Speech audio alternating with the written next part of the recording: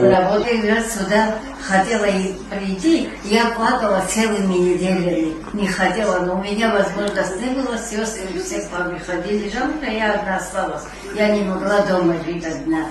Вот я пришла, ну, я такая довольная, начиная, как их это зовут,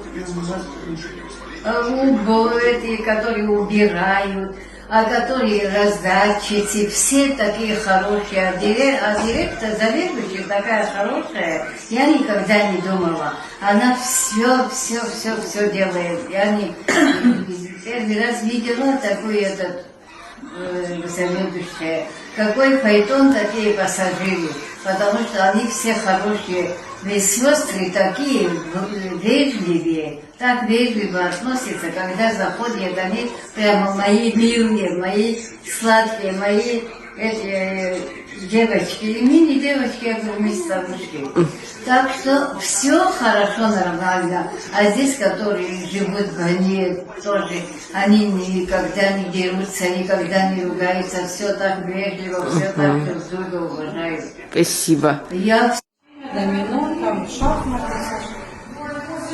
Вот как вам тут живется? Я когда сюда пришла, 4 года с половиной, меня Константиновна встретила, она мне очень много помогла во всем. Это самое.